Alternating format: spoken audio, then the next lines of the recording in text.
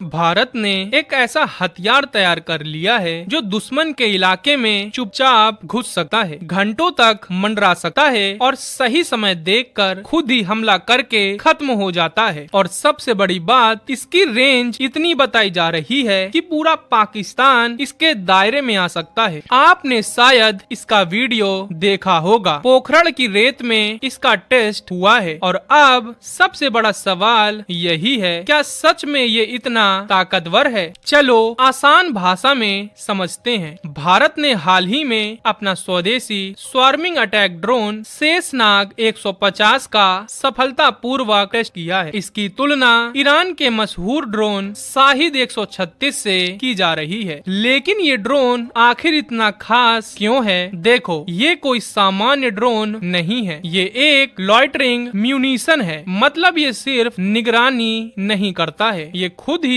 एक उड़ता हुआ हथियार है। इसे बनाया है बेंगलुरु की company new space research and technology ने। इसका काम सीधा है, दुश्मन के इलाके में घुसो, इंतजार करो और सही मौका देखो और फिर सटीक वार करो। पोखरण टेस्ट रेंज में जब इसका परीक्षण हुआ तो इसने तय रास्तों को फॉलो किया, करीब 720 किलोमीटर की दूरी तय की और लगभग 5 घंटे तक हवा में रहा और अंत में अपने टारगेट पर बिल्कुल सटीक हमला किया। अब बात करते हैं इसकी असली ताकत की। बताया जा रहा है इसकी रेंज लगभग 1000 किलोमीटर तक हो सकती है, यानी सिर्फ बॉर्डर तक नहीं बल्कि दुश्मन के अंदर तक पहुंच सकता है। अब जो दावा किया जा रहा है कि पूरा पाकिस्तान इसकी रेंज में आता है, तो समझो भारत से 1000 किलोमीटर के दायरे में पाकिस्तान के बड़े शहर जैसे कराची, लाहौर, इस्लामाबाद आते हैं। लेकिन इसका मतलब ये नहीं है कि हर वक्त हमला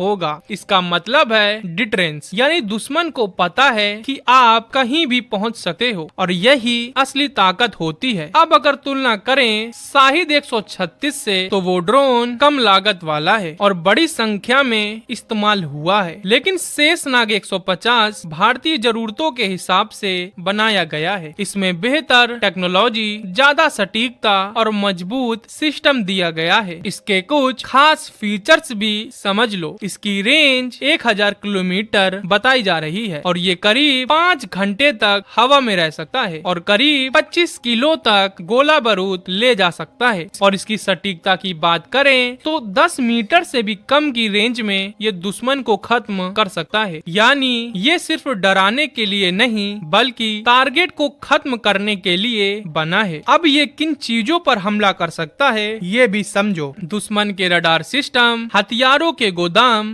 कमांड सेंटर और एयर डिफेंस सिस्टम सब इसके निशाने पर हो सकते हैं। सबसे दिलचस्प बात ये है, अगर दुश्मन जीपीएस जाम भी कर दे तो भी ये ड्रोन अपने ऑन बोर्ड सेंसर से काम करता रहेगा, यानी मिशन बीच में नहीं रुकेगा। आज के समय में युद्ध तेजी से बदल रहा है। अब टैंकर और फाइटर जेट से ज्यादा ड्रोन का रोल बढ़ रहा है, क्योंकि ये सस्ते हैं, आसानी से इस्तेमाल हो सकते हैं और जोखिम भी कम होता है। भारत भी अब उसी दिशा में तेजी से आगे बढ़ रहा है। अब सवाल ये है, क्या शेषनाग 150 सच में गेम चेंजर बनेगा? क्या आने वाले समय में युद्ध सिर्फ ड्रोन से तय होंगे? आप क्या सोचते हो? कमेंट में अपनी राय जरूर बताना। वीडियो अच्छी लगी हो तो वीडियो को एक लाइक कर दें, चैनल को